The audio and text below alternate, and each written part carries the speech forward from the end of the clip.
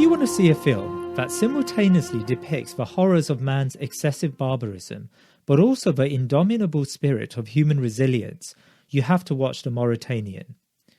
Set in the legally dubious post-9/11 world, it tells the gripping story of Mohamedou Ould Slahi and his rendition to the infamous ex-Soviet airbase Bagram in Afghanistan, and then ultimately to Guantanamo Bey.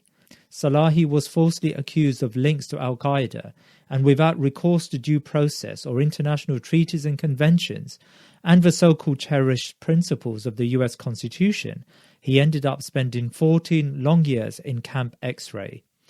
Yet the power of the human spirit and his Islamic convictions prevailed, and he returned to his home country in Mauritania, exonerated of any wrongdoing. But the film left many unanswered questions. So I invited Moazzam Begg, also a former Guantanamo Bay prisoner, to talk about the film, his relationship with Slahi, and to put into context the geopolitical and legal issues that led to what some describe as a scar on American democracy. Just a quick reminder, to continue the discussion, please comment on our website or subscribe to our Twitter and Telegram accounts. We are looking to expand our podcast team and would like to invite volunteers and to receive your feedback. The podcast has grown in popularity, and we are looking to increase the frequency of our programs and reach out to a wider audience. We aim to take a serious and in-depth look at issues. There are many good podcasts out there, but the Thinking Muslim looks to not replicate any of these tremendous efforts, but rather to offer a different tone and take on those issues and events we Muslims must think about. If you are interested in getting involved, please send us a message through our website thinkingmuslim.com. We would like to hear from you.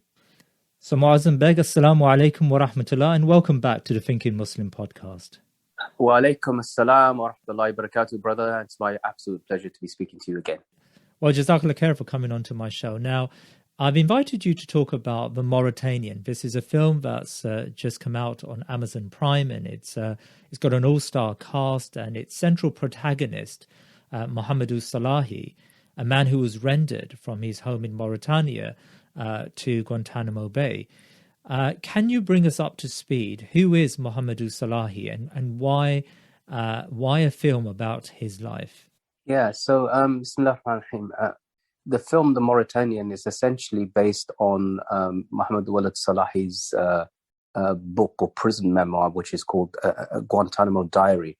Guantanamo Diary in itself was actually written on notes and letters to Mohamedou's, or via Mohamedou's lawyers, and those notes and letters themselves were heavily redacted, meaning they were blacked out before they even could be released. So it was eventually, I think in 2015, I think, when the first edition of the book was published. And that eventually, after a while, led to, because there was a campaign for Mohamedou Ould Slahi, including even in the British Parliament, though he's not a British citizen, but there were people who were concerned about his case. And it was Benedict Cumberbatch, the actor, who actually, his production company presented this as an idea for a film to Kevin MacDonald, who then took it on. But essentially, it's a story of somebody imprisoned without charge or trial in Guantanamo for all of this time, for 14 years, and that fascinating journey that he has. Well, let's pick up on that fascinating journey. So take us through that. I mean, we know that Guantanamo has housed over 700 prisoners, and there are a number of prisoners, a handful, I believe, that are still in Guantanamo Bay. But tell us about his story, and why was his story of particular significance? Okay, yeah. So, I mean, in total, there have been 779 prisoners in Guantanamo. There are 40 still left. Mohamedou is one of those who were released without charge or trial. Now, for a period of time, Mohamedou was regarded as a high-value prisoner because of who he was and how he came to Guantanamo and the alleged connections he had. Mohamedou is a Mauritanian citizen, and essentially he was taken from his home by Mauritanian security services. And then in a series of renditions, he was handed over and sent to various places, which began with Jordan. And then from Jordan, he was sent to US custody in Bagram, which is where I was held. And I briefly met him in 2002. And then from at Bagram.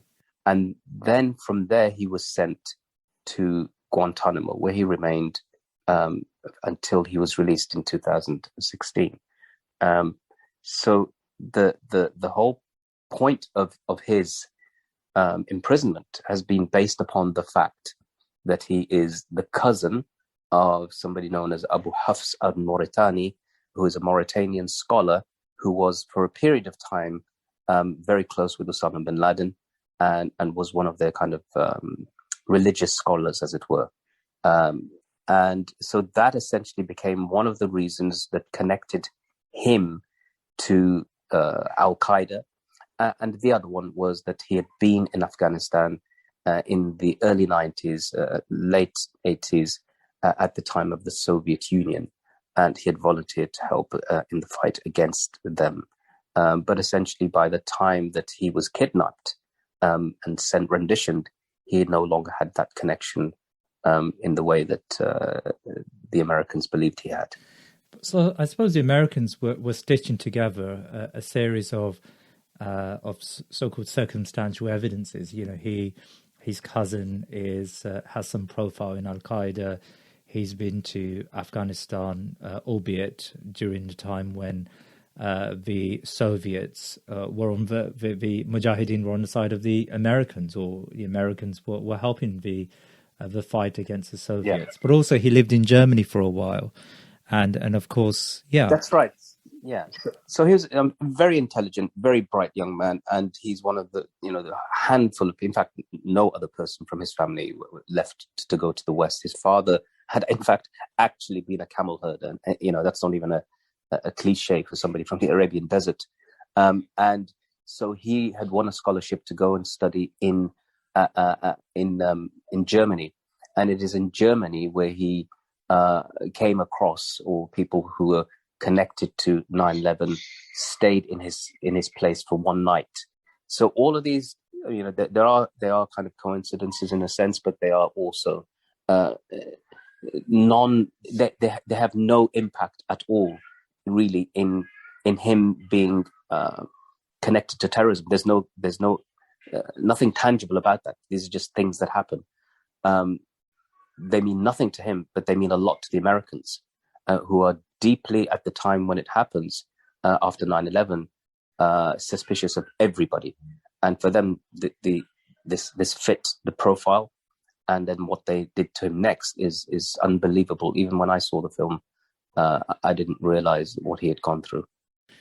Now, Moazzam Begg, I think our listeners will know you were held at Bagram, and later you were rendered to Guantanamo Bay. And as you said, the film depicts, there is a searing 10 minutes where I really found it very difficult to follow the torture. How typical was this of the way the Americans acted post 9/11? So there are certain techniques I know that they used them in Bagram, they used them in Kandahar, and they were very, very vicious. They would call them enhanced interrogation techniques and say, "Oh, it's not torture. We're not pulling out people's fingernails. We're not drowning them. We're not,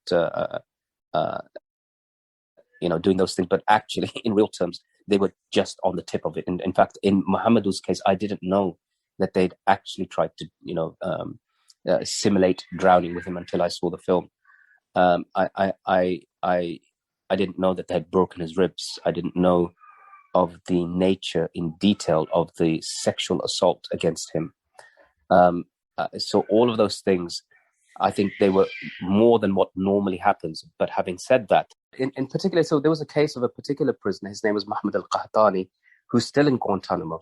And they accused him of being, as many had been, of being different ranks of Al-Qaeda and so forth. And I've read him the testimony about him, that he was wrapped in an Israeli flag, that a female interrogator sat on him, straddled him, put a hand down herself, and smeared fake blood, which he was led to believe was real blood, menstrual blood, on him, was waterboarded. So I knew that from Mohammed al-Qahtani's case. I didn't know it from Mohamedou Ould Slahi's case. And then I began to piece together and realize that this is far more systematic than just people thinking of these techniques. In fact, the more you research, the more you understand that these techniques were part of the Sears training program that had come out from the CIA, that they themselves had learnt from various techniques that they'd gathered over the years in the wars against Vietnamese and the Koreans. We are led to believe that the Americans, they believe in some very fundamental liberal principles. I mean, the Constitution of America enshrines into law values such as habeas corpus and the rule of law, and you know, in America, of course, the reality of, you know, we can just cite the Black Lives Matter movement and the treatment of minorities in America to contradict this. But in theory, at least, there are very strong constitutional laws or constitutional contraptions, I suppose, that prevent this type of horrific maltreatment of prisoners. How did it come to this? How did the Americans end up breaking their cherished principles and torturing in this way? So, as I said to you, there are different aspects that Americans have taken from different places. One of them, for example, some of the blueprints, and I've learned this from my travels to Northern Ireland. So, the British had used something known as the 5 techniques. And the 5 techniques included sleep deprivation, food deprivation, drink deprivation, white noise, and I think, you know, a form of beating. These techniques were used on former IRA prisoners here by the British, and then interestingly, they were regarded as inhumane treatment, but not torture. So just before the war on terrorism began, that became a benchmark, so that they could do these things. Yeah, somebody might say that this is a bit cruel or a bit inhuman, but it's not torture technically. And what the U.S. administration and the architects of the war on terrorism, and particularly the most senior legal advisors, Alberto Gonzales, who was the Attorney General of the United States of America, Jay Bybee, and others, they essentially said, and to quote, that if it is not organ failure or severe physical impairment or death, then it is not torture. So these, in the infamous torture memos that were sent out between the various lawyers of the United States, essentially they crafted this language to say it's not torture. And the torture program itself, was developed by psychiatrists. And they started with Abu Zubaydah, who's still in Guantanamo, who's tortured horrifically again. But of course included people like Mohamedou Ould Slahi, who you know, we've seen some of those depictions in the film. I just want to understand. So, did they publicly state that we're going to undertake these types of interrogations, but it's not torture? And was it open and transparent to the public that they were doing using these types of techniques in Bagram and Guantanamo, and of course in secret prisons around the world? Or did we find out about these enhanced interrogation techniques after the event? Yes, in a word, yes, because things started to leak out slowly. There was this concern, you know, there's memos and discussions, documents that have come out in which FBI agents are saying what the CIA is doing is we don't want to be part of this, and it's going to make us look really, really bad. There was all of that stuff, even though FBI agents themselves were on the interrogations many times, including my own. And so America's connection with torture is a really sordid affair. You know, if we would just look at it through the presidents and their interpretations. So George Bush comes along and says, we don't torture. It's enhanced interrogation techniques. So Essentially, they just reword it and get away with it that way. Obama comes along. He says, we tortured some folks. The result of that torture actually, has been very bad for America, and I will put an end to torture, and I'll close Guantanamo. So that's how he dealt with it. But he also said, crucially, that everybody involved in the torture program will be immune from prosecution. That's important because it essentially says that you are protected from war crimes that you've committed.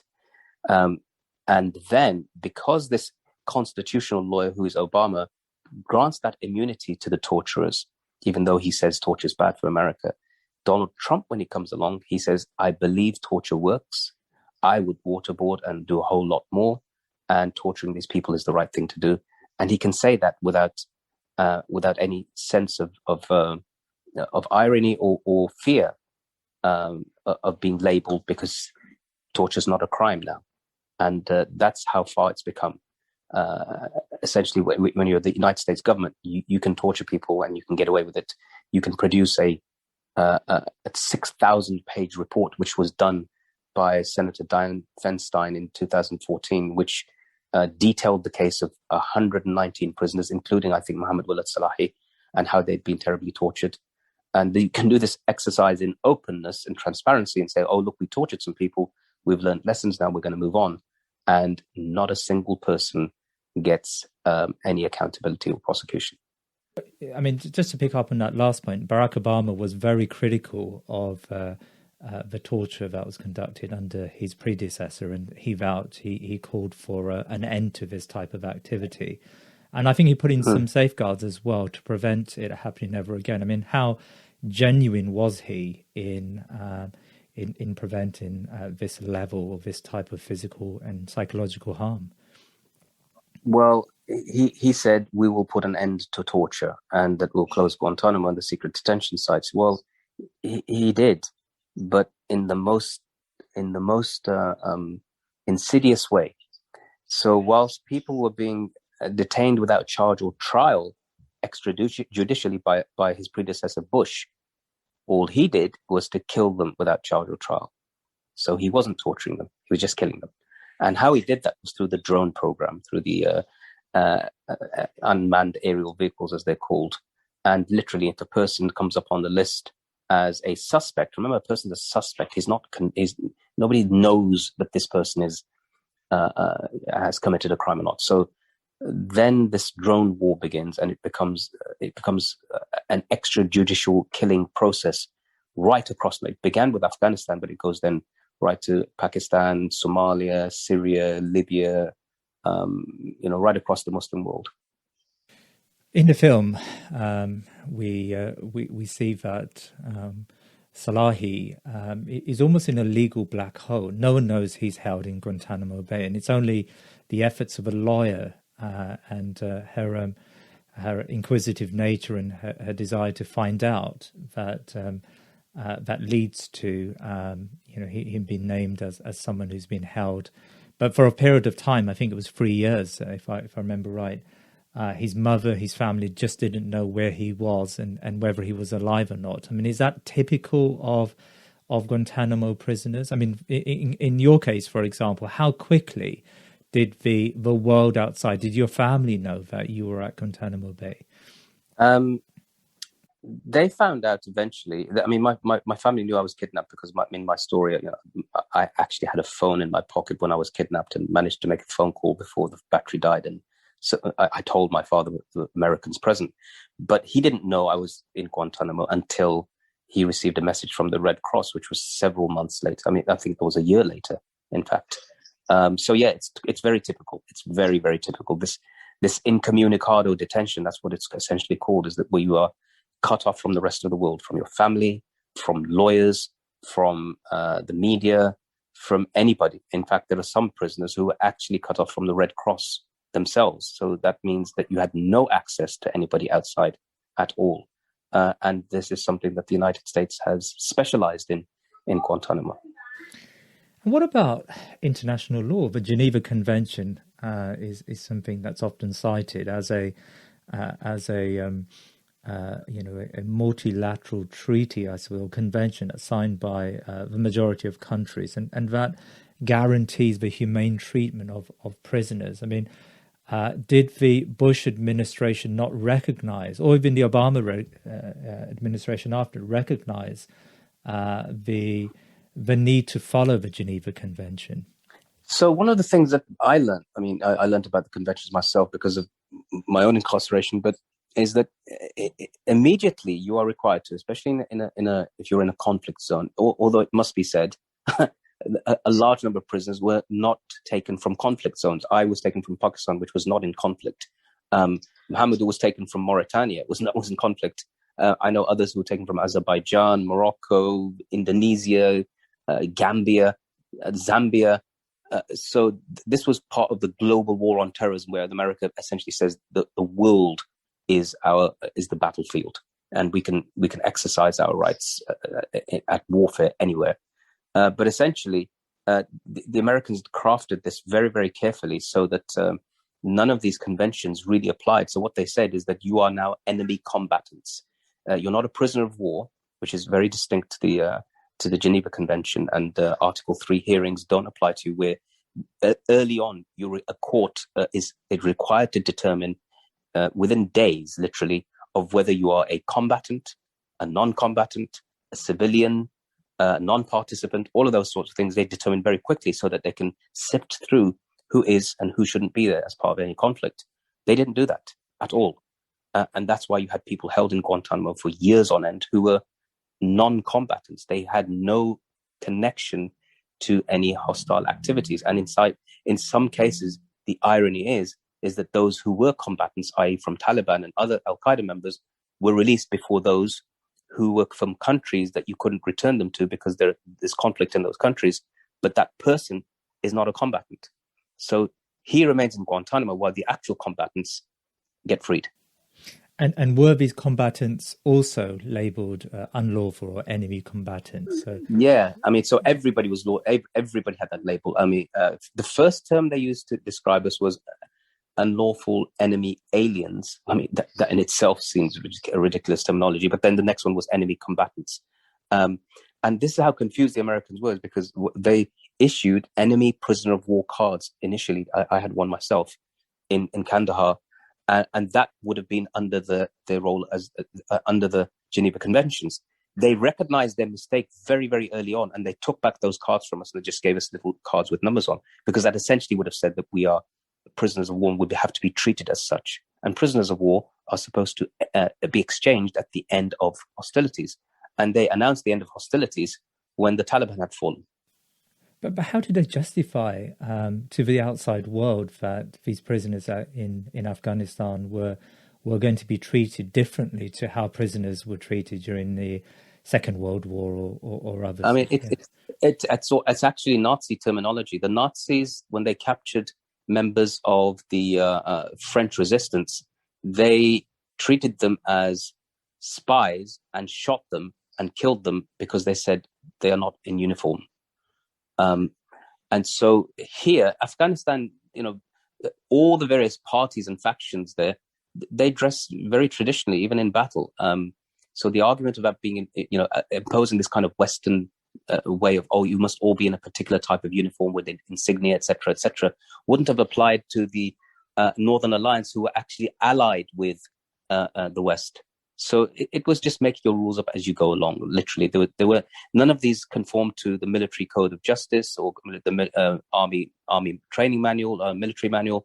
It was make it up as you go along.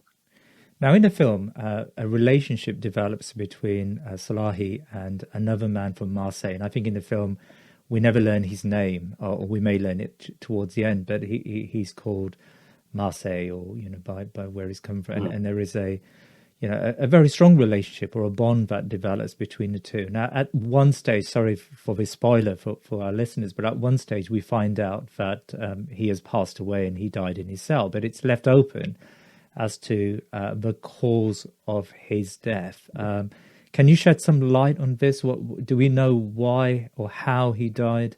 Yeah.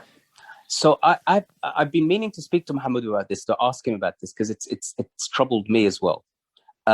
He speaks to let's say Marseille in the film which in itself is a problem because he's in Camp Echo Special, where there's only one recreation yard, at least when I was there, which means that there are no two prisoners out at the same time.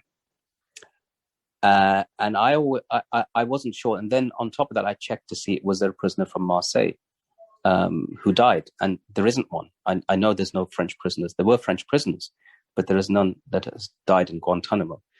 So I thought of one of two things. I'm not sure.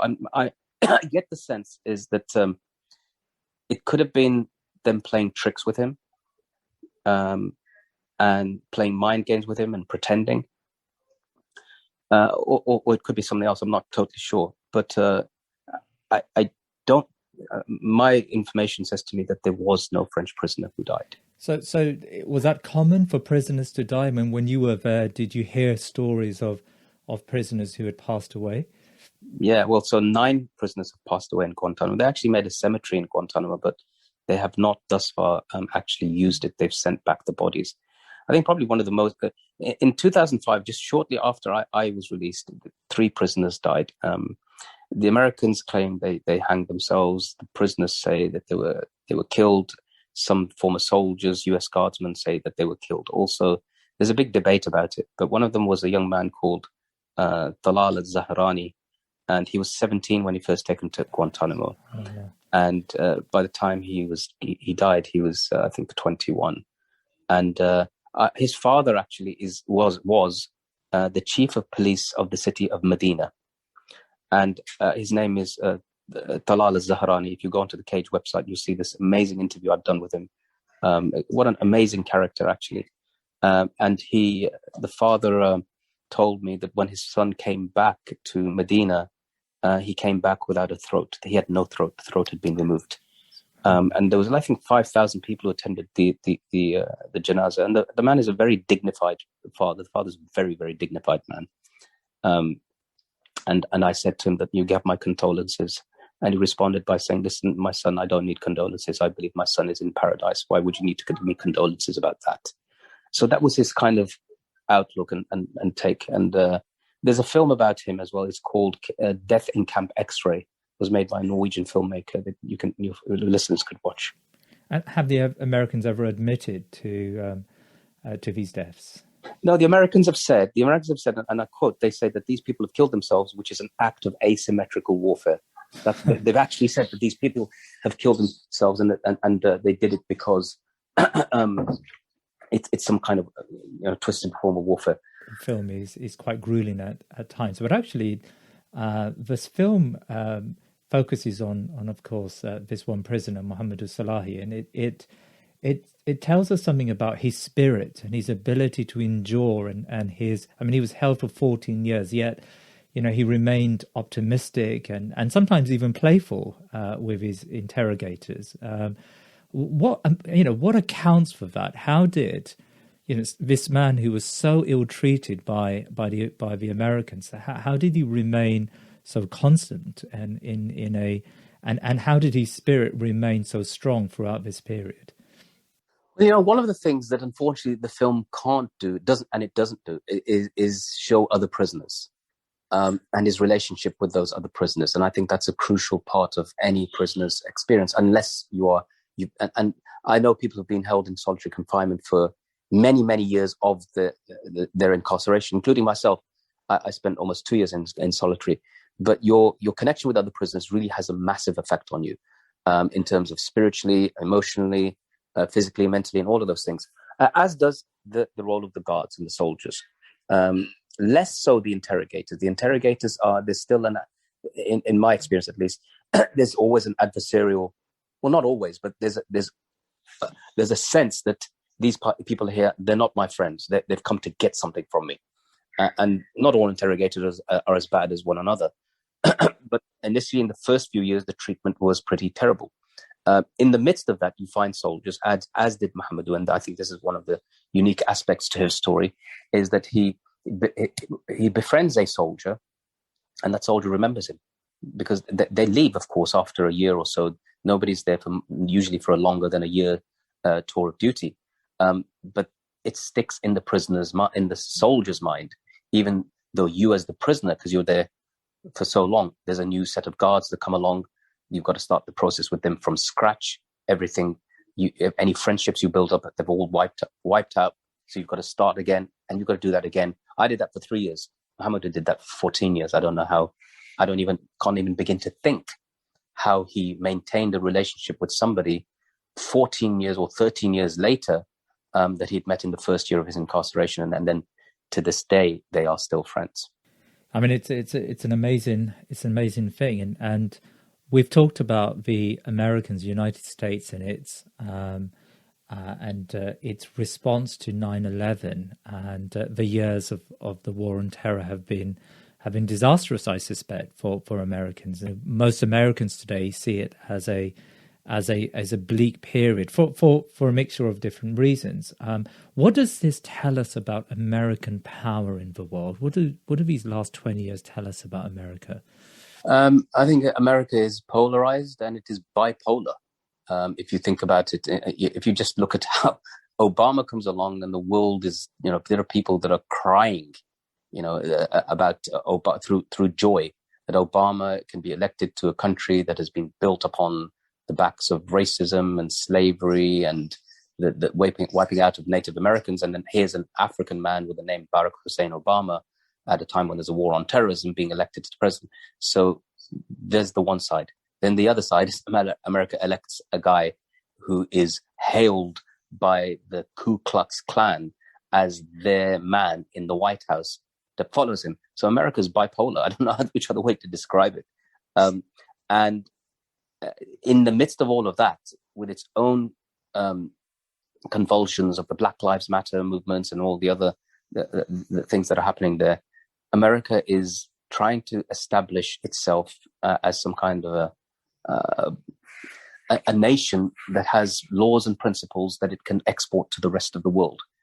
But how do you do that when you've got Guantanamo, which is the most well-known of the worst places you have, and then from Guantanamo, there's a Guantanamoization of your detentions process, whether it's in the United States of America. I've heard of so many people have contacted me telling me that torture is rampant on U.S. soil, in U.S. prisons, and as well as the legacies of Iraq and Afghanistan, where American roles in the torture program and the prisons of Abu Ghraib and so forth still live with us to this day. I mean, the emergence of ISIS happened from places like Camp Booker and and Abu Ghraib, where members of Al-Qaeda in Iraq met the Ba'athist Party and formed what would become ISIS. What we learned from the film is even after Slahi succeeds in his case and is ordered for release, the Obama administration refuses to release him, and he remains in prison for a further 7 years. I mean, how did this happen under Obama, who of course promised, as you said, to close the prison in the first week of his presidency? It's because there is nobody's, although there's, you give the lawyers some credit. To be honest with you, it's not lawyers who get people out of Guantanamo. Lawyers don't do that because there is no law, there is no legal process. Nobody gets released from Guantanamo because a court judgment was made and that judgment was followed through. There have been 2 Supreme Court decisions, U.S. Supreme Court decisions, in Rasool versus Bush and Boumediene versus Bush, which both gave the prisoners rights of habeas corpus to have their case presented in court. Both of those individuals were released, and not because of those rulings, many years after those rulings. And if you thought that law had anything to do with it, despite those rulings, just earlier this year, there was a ruling in Abdussalam Al-Hila's case, which concluded that the prisoners in Guantanamo have no right to due process. That was the ruling in his case in a court of appeal, in a district court ruling. So it can tell you then that people don't get released because of that reason. They get released because of the embarrassment, because of things coming out in different places, because of media campaign. I came here, Nancy Hollander, that's the first time I met her, was actually in the British Parliament. There was an event taking place. There was a reading from Mohamedou's book, and people like Toby Jones and Sanjeev Bhaskar and all these other actors were actually doing readings from his book. And it was that kind of pressure that embarrassed people to do something for Mohamedou. Otherwise, he would have remained in even longer. And on that, you recently held a discussion, an online discussion with Slahi's lawyer and one of his jailers that you mentioned he befriended. Tell me about that discussion. Yeah, so let me begin first of all with with Steve Wood, because Steve Wood's a really interesting character. He's the person I was talking about that befriended Mohamedou and remembered him. They remained friends many years later. Steve Wood, of his own volition, nothing to do directly with Muhammad, though he was influenced by his life, embraced Islam in America and became a Muslim. And you can see a film by The Guardian. It's called My Brother's Keeper, in which he goes to Mauritania and he meets Mohamedou, and they pray together in the desert and eat together and stuff like that. And it's just really, really heartwarming. But having this discussion with him, with Kevin MacDonald, the filmmaker, and Nancy Hollander was really, truly a deeply inspirational. To me, everybody else is important, but not in the way Mohamedou is. This is his story. It's being told from his voice and his experience, and everybody else is, excuse the word, but periphery. The reason I say this is because I couldn't do what he does. I couldn't be the way he is. I don't know how he is so happy, jovial, laughing, jokey, forward-looking, unembittered, all of those things. I marvel at him. I really marvel at him. But then I remember my connection to many, many former Guantanamo prisoners. And I think to myself, I feel like they were held far longer than I was. And yet I still talk about this stuff in very passionate terms. And these guys are so, it seems like Guantanamo it made them better people.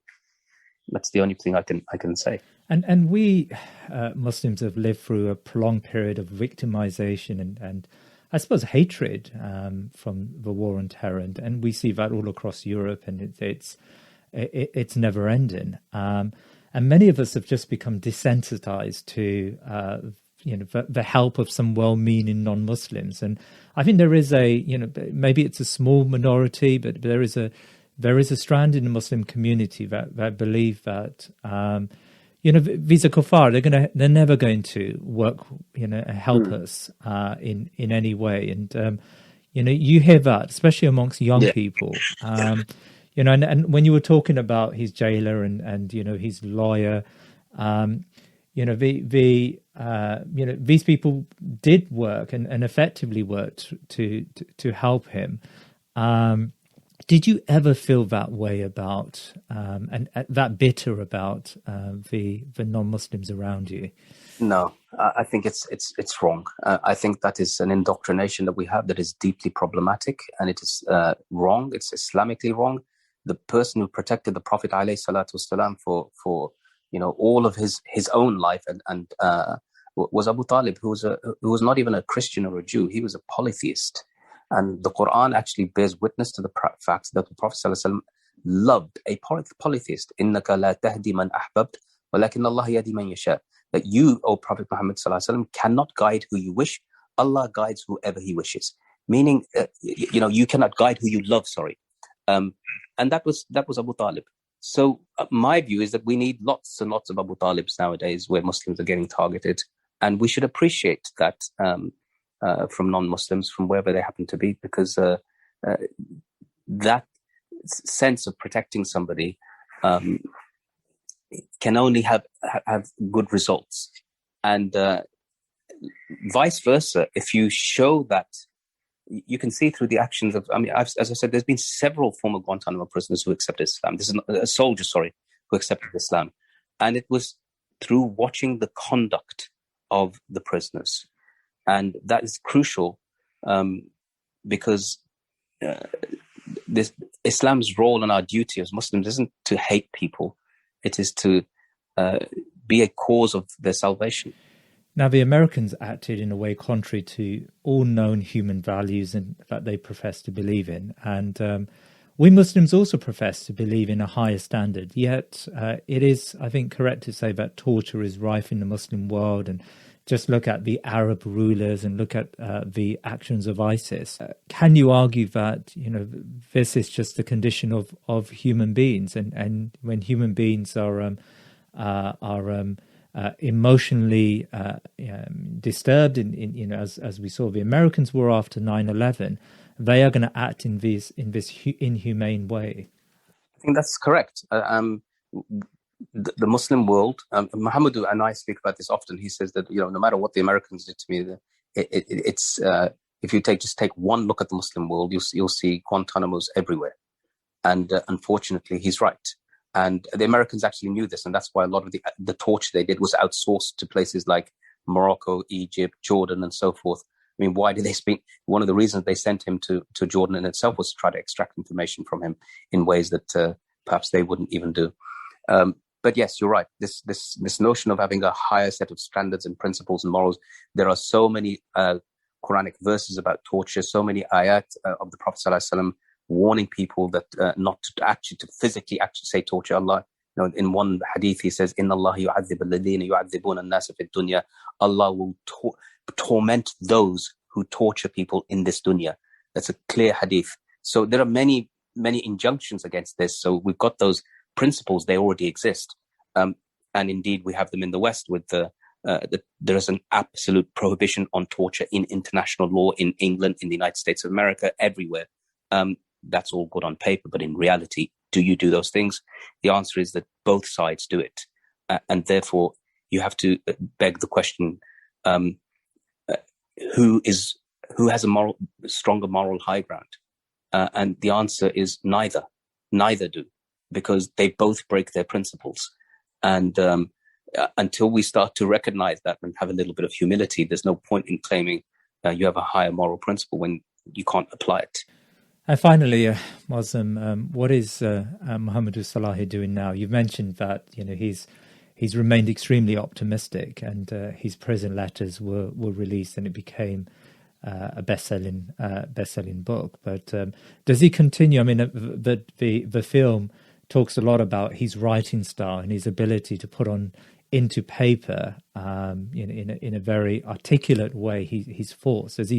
Is he continuing to write?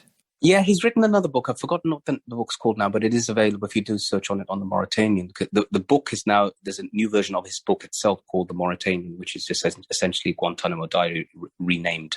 But he has written another book, a shorter book, which is based upon his father's life, which is about a camel herder, really. And it's beautiful to see that Mohamedou going back to his kind of roots about who he is, where he's from, and connecting with that. At the same time, he's actually married a US citizen who lives in Germany, and he's unable to travel to Germany.